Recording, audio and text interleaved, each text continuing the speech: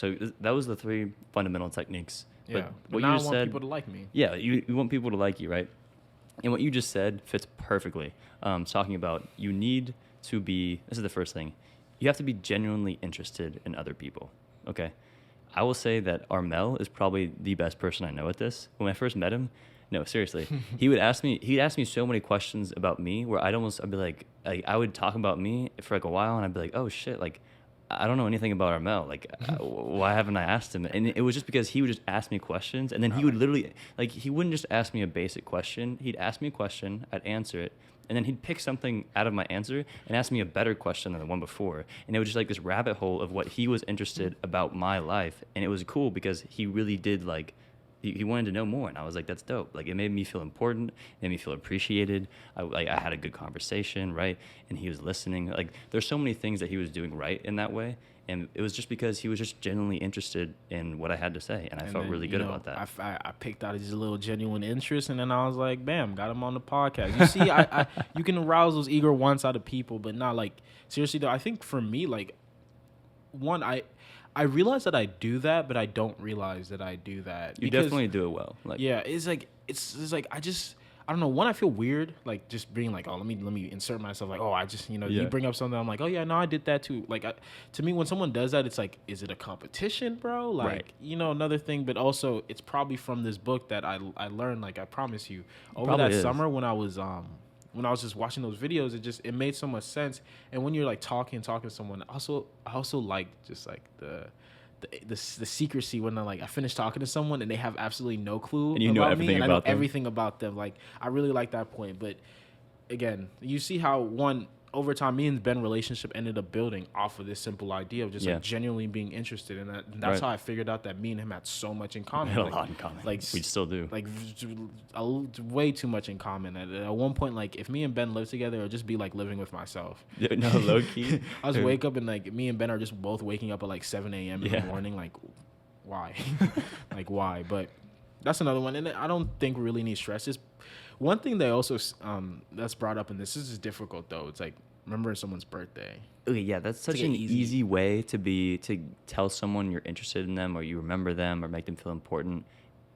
That no one does. Not no one does, but like we're just really bad at it. Like outside of my small group of friends, my brother, my parents, like I don't really remember people's birthdays like that. Just kind of like, whatever. In my group of friends, I'm not gonna lie. Sometimes, like I know my parents' birthday, but then I gotta think like, am I right? Yeah. Is that right? Like I want to double check, make sure that's correct. But I think at this point it's pretty ingrained. Yeah. But that's an easy application. Remember someone's birthday, or seriously, again, shut up and just listen. You got 2 ears and 1 mouth for a reason. And that goes perfectly into this next point. Just be a good listener, man. Yeah. Encourage others to talk about themselves. Right. I mean, those two things go hand in hand, but I know you kind of want to talk about this. So listening. I was like, I did want to talk about this. I mean, we kind of already hit it a lot. So no, we definitely did. If you just want to hit touch on it, then we can keep moving. And it goes so well. Like the reason why I feel like this book, like a lot of people really like this book, is just because these ideas, these techniques that he gives you, they all just fall. It all falls into this big bubble of just be a good person, man. It really does. Like but it's like be a good, like people are like, okay, be a good person, but this really tells you like how to actually be a good person. And being a good listener, this is something that is not just important when you're talking about people, but you're talking in like your career.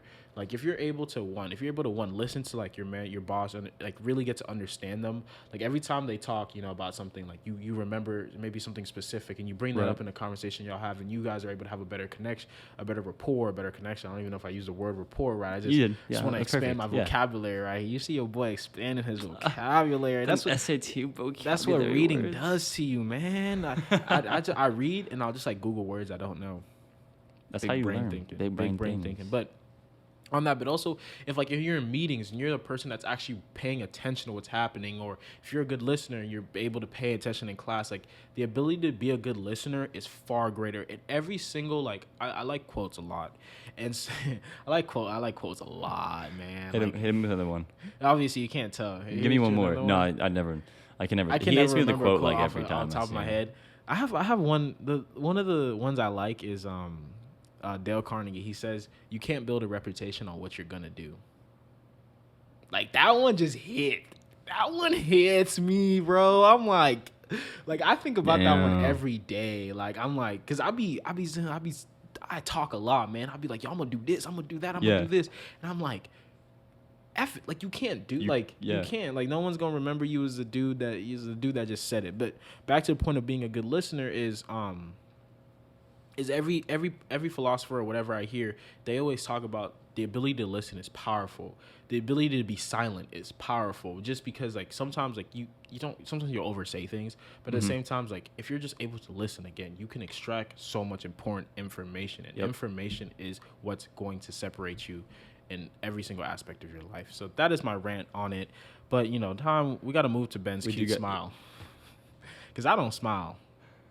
I like your smile. Nah, stop lying to me. I do like your smile. Aw. Bro, people are gonna think we gay, bro. Hey, no offense to that. No offense to that. Be your person. Be as happy as you want. But I don't like Ben like that. But yeah, no. No, I'm just kidding. So smiling. Okay, guys, let's just think about this logically. It's not take science, although I could go into science, but I'm not going to. Think about the energy that a dog gives you. When you see a dog, aren't you just happy? Like you're just like happy, right? Because you see a dog and the dog's smiling, dog's excited to see you, tail's wagging, they just want some love, right? That is the type of energy that you convey when you come up to people and you smile and you have that infectious energy. People love that, okay? That's not something that you have to, it doesn't just like pop out of thin air, okay? You have to make that happen, okay? And if you do, they really appreciate that. They're like, dang, like, I really enjoyed hanging around George today because just all the time, because he makes me feel good inside. And that's because people feed off of your energy, and a smile is the core of that, okay? So that's kind of my overview of why you should smile, and it has so many applications, okay? I'm just going to say this without any research backing it up, but people who smile, they manage better, okay? They teach better, they're better parents. They're also more happy just generally in their life, okay? So I know it's like a long like little blurb, but smiling can really improve your life. I don't even think you need research really to understand that, because it's like, just think about all the people that you've interacted with that you've enjoyed. They've all had some type of more positive energy. I don't know one person that's like, that really mundane professor that just comes in every day and he's just so upset. He complains about his wife, and he was just, I just really enjoyed this class. I've never heard anyone say that. Never heard anyone say, that salesperson that was just like having a horrible day, was in a terrible mood. Like, I bought a car from him. Like, so logically, you just know, And we're not even gonna hit on this point too much, just because. I want to hit a quote real quick. Oh, Ben loves quotes. Make a quote, Ben. Oh yeah. Please hit this quote. You must have a good time meeting people if you expect them to have a good time meeting you. It's by Dale Carnegie in the book. But doesn't that just make sense? Like, if you are not smiling and having a good time, people will not enjoy your company. That's simple as that. So we'll move on. Simple to the point. Just because. But another thing we brought up though, and show you, wanting to you want to get people to like you. So be interested in others. Be a good listener. Smile. Make the other person feel important. We've already touched this, but it's very important. But it's so important that, like, he brings it up twice in this book in different segments. I'm pretty sure he brings it up more throughout the book as well. Easily.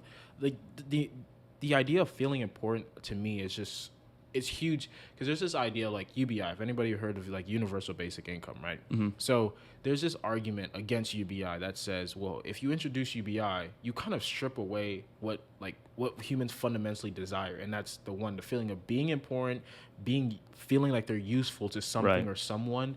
And so by saying like, hey, like, robots have taken over your job, automation has taken over your job, and we just can't figure out what to do with you, so we're just going to give you money and you can just sit around, be useless. And like this, I'm saying this very cynically. No. And if you've ever listened to Jordan Peterson, he's brought up this argument as well. Like, this is who I got it from, actually. And you're taking away that feeling of importance. It's like, it makes so much sense, because to me, whenever I have days where I'm sitting around and I'm not like doing anything, or I just like in the morning, like I wake up very sluggish. Like, I just feel so unfulfilled, Like, fulfillment comes from two things, in my opinion. It comes from spending quality times with the people that you actually care about. Got that one from Ben. And two, this one's me. Well, not what I said, but something that I lean toward a lot more towards, or is that you get fulfillment through through your progression towards a goal, not actually Yeah. achieving that goal, but progressing towards a goal. But in those two things, what's in common? There's this feeling of being useful, being wanted. Like when you're around your friends, family, you feel wanted. You're like, you're Yeah. having a good time. You're all interacting. You feel wanted. When you're working towards something, you feel like you're progressing. You feel Yeah. important. You're like, oh man, I'm gonna really reach this big goal, or Right. you see yourself progressing towards that. So that feeling of importance, if you can put that on someone and be like, yo, I really think you can do, you give someone a leadership role in your organization. I really think you can do this, man. Like, like you're a big part of this. You're a big part of this organization. Right. They're going to take more responsibility. They're naturally going to be like, yo, I feel like, I really got to live up to that. You know what I'm saying? So that's something that's really big. Is there anything you want to add to that? I just want to hit this home. Think about when we all the things we just said. Time out. If you haven't listened, if you haven't listened to anything else we said in this podcast, listen right now. Every point that we've mentioned so far has to deal with this point of making others feel important, okay? If you criticize someone, that makes them feel less important, okay? Giving honest appreciation, that makes them feel more important. If you're arousing an eager interest by considering their needs, that makes them feel more important, right? If you're genuinely interested, that makes them feel important. If you're listening, that makes them feel important. If you're smiling, that says, I like you, that makes them feel important. Okay, everything comes back to the fact that people need to feel loved and appreciated and important, okay? That is kind of the core idea behind a lot of these things. So a lot of these ideas. Last but not least, the sweetest and most important sound to anybody's ear, and no matter what language, is their name. Is their name, man. Don't forget it. You ever like, you're just walking and you just hear someone, yo, Ben. Like, don't you just like, you're just like, it depends sometimes. I'm not gonna lie. Yeah, it does. It depends a bit. But like most of the time, most of the time, you're like, man. You just turn around, you're like, who's calling for me? Like, that's how I'm like, ooh, who's interested in me right now? Like, and especially when you don't expect it too. It's like, especially when you don't expect it, because there's a thing of getting approached, be like, yo, bro.